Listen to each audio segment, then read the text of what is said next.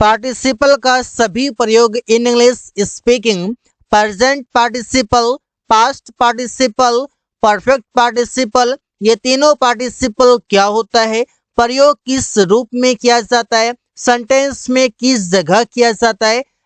तो पार्टिसिपल तीन प्रकार के होते हैं। पहला है प्रेजेंट पार्टिसिपल, दूसरा पास्ट पार्टिसिपल, तीसरा परफेक्ट पार्टिसिपल। अब ये पार्टिसिपल क्या क्या होता है। Present participle V1 plus ING होता है, पास्ट पार्टिसिपल V3 होता है और perfect participle having plus V3 होता है। हिंदी मीनिंग की अगर बात करें साथ ही साथ सब कुछ सीखेंगे। इसे करते हुए, जाते हुए, खाते हुए, देखते हुए, हंसते हुए, बोलते हुए। यहाँ पर पास्ट पार्टिसिपल में किया हुआ, जिससे देखा हुआ, मरा हुआ, सोया हुआ, खाया हुआ, पिया हुआ, इससे बात करते हैं। और परफेक्ट पार्टिसिपल में कोई काम करने पर या कोई काम करने के बाद। प्रेजेंट पार्टिसिपल सेंटेंस में काम करता है एडजेक्टिव के रूप में, पास्ट पार्टिसिपल भी काम करता है एडजेक्टिव के रूप में, और परफेक्ट पार्टिसिपल सेंटेंस में कब प्रयोग होता है और क्यों होता है, what is the reason, you are going to learn. आप देखते हैं पहले प्रेजेंट पार्टिसिपल मतलब है कोई काम करता हुआ या कोई काम करते हुए। Subject verb V4 plus subject. अब ये जो वर्ब है, वर्ब के बाद V4 है, वो भी ऑब्जेक्ट से पहले। मतलब किसी नाउन से पहले अगर वर्ब आ जाए, वर्ब के रूप में V3 आ जाए, तो वो वर्ब नहीं होगा बल्कि वो एडजेक्टिव होगा। ये V4 सेंटेंस में काम करेगा एडजेक्टिव के रूप में। और हिंदी मीनिंग जो आएगा कोई काम करता हुआ या करते हुए, तो इसे देखते हुए V4 में लिखा जाएगा, हंसते हुए V4 में लिखा जाएगा। इससे प्रयोग करेंगे। एग्जाम्पल देखिए, मैंने गिरता हुआ आम देखा। तो सेंटेंस बहुत आसान है कि मैंने देखा, आई सॉ, क्या देखा, तो गिरता हुआ आम। ये आम को मॉडिफाई कौन कर रहा है, ये गिरता हुआ कर रहा है। ये गिरता हुआ जो शब्द है ये किसके बारे में बता रहा है, आम के बारे में। और आम है नाउन, नाउन के बारे में जो बताएगा वो हो जाएगा एडजेक्टिव। और यहाँ पर फॉलिंग हो जाएगा गिरता हुआ के लिए, फॉलिंग मैंगो, गिरता हुआ आम।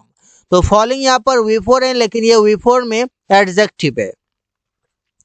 मैं रेंगता हुआ सांप देख रहा हूं। तो आई एम सीइंग या आई एम लुकिंग, क्या देख रहा हूं, रेंगता हुआ सांप। तो आ क्रीपिंग स्नेक, क्रीपिंग मतलब रेंगता हुआ, और ये V4 है। और ये V4 है तो कैसा काम कर रहा है, ये एडजेक्टिव का काम कर रहा है, क्योंकि किसी नाउन से पहले है और ये नाउन के बारे में कुछ एडिशनल इंफॉर्मेशन भी दे रहा है। प्रिया बेड पर सोते हुए मोबाइल चला रही थी। Priya was using a phone sleeping on the bed. Sleeping on the bed मतलब सोते हुए, कहां पर, बेड पर। यहाँ पर स्लीपिंग हो गया, स्लीपिंग यहाँ पर V4 है। क्या चलाते हुए, तो मोबाइल चलाते हुए। अलग अलग तरीके से आप बता सकते हैं। वो गाना सुनता हुआ बाजार जा रहा था। He was going to market listening to music। तो यहाँ पर भी ये प्रेजेंट पार्टिसिपल है V4 के रूप में, और ये एडजेक्टिव का काम करेगा। अब आगे देख लेते हैं पास्ट पार्टिसिपल मतलब कोई काम किया हुआ। अब कोई काम किया हुआ, इससे पहले था प्रेजेंट पार्टिसिपल जो बताएगा कोई काम के कंटिन्यू होने की बात करेगा। मतलब कोई काम जारी हो, वो काम चल रहा हो, उसकी बात करता है प्रेजेंट पार्टिसिपल।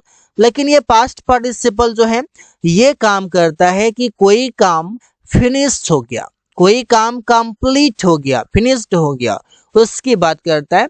जहां पर V3 आ जाए, चाहे वो एडजेक्टिव रहे या वर्ब रहे, वो हमेशा बात करता है कि कोई काम कंप्लीट हो गया। इसे रिटन लिखा हुआ, फॉलन गिरा हुआ, ब्रोकन टूटा हुआ। अब देखते हैं इसका प्रयोग कैसे होता है। सब्जेक्ट वर्ब V3 ऑब्जेक्ट, और ये V3 के रूप में एडजेक्टिव है। जैसे क्या तुमने यहाँ गिरा हुआ चाबी देखा, डिड यू सी, क्या तुमने देखा, फॉलन कीज, फॉलन कीज मतलब गिरा हुआ चाबी। गिरा हुआ को कौन बता रहा है? चाबी के बारे में गिरा हुआ लग रहा है।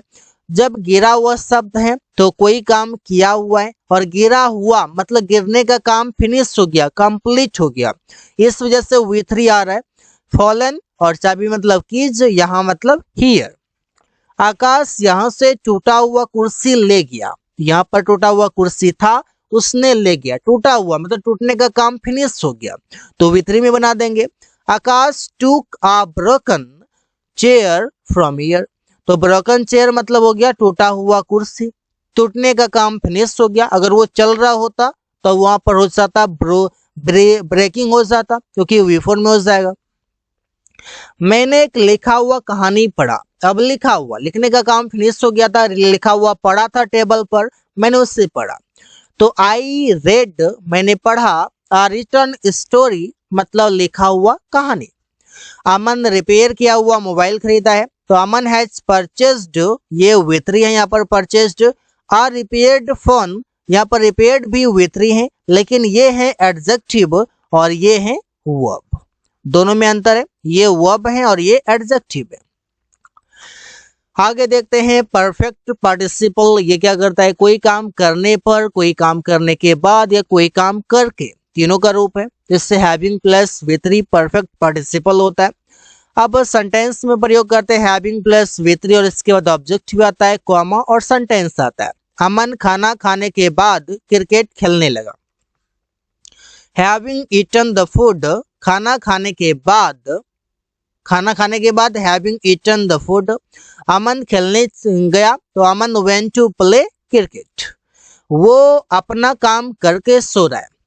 हैविंग कंप्लीटेड हिज वर्क, अपना काम करके ही इज स्लीपिंग, वो सो रहा है। स्कूल जाने पर वो अपने दोस्तों से मिला। Having gone to school he met his friends. तो इसका प्रयोग करके सेंटेंसेस कई सारे आप बना सकते हैं। अंग्रेजी सीखने पर वो दिल्ली गया। हैविंग लर्नड इंग्लिश, सीखने पर, सीखना वर्ब है तो ये V3 में आ जाएगा। अंग्रेजी ऑब्जेक्ट में आ जाएगा। हैविंग V3 ऑब्जेक्ट, वो दिल्ली गया, ही वेंट टू दिल्ली। अब आगे देखते हैं हैविंग बीन, जो कि पैसिव है, हैविंग प्लस V3 का। इसे थप्पड़ खाकर रमेश उसे गाली दिया। हैविंग बीन स्लैप्ड, थप्पड़ खाकर रमेश अब्यूज्ड हिम, रमेश उसे गाली दिया। तो रमेश यहाँ पर स्लैप्ड का काम नहीं किया, बल्कि रमेश को पढ़ा। रमेश ने मार खाया, थप्पड़ खाया। अपमानित होकर वे लोग घर आ गए। अपमानित कौन हुआ? वे लोग हुए, ऑब्जेक्ट हो जाएगा। Having been insulted they came to house, पीटे जाने पर वो रोने लगा। Having been beaten he began to cry. तो हैविंग बीन प्लस जो V3 होगा, ये हो जाएगा हैविंग प्लस V3 का पैसिव रूप, जो इसके बाद कॉमा के बाद जो भी सब्जेक्ट आएगा, जो भी नाउन या प्रोनाउन आएगा, उसी पर वो एक्शन हुआ रहेगा, ऐसा आप समझेंगे। तो so guys, thanks for watching, that's all for today.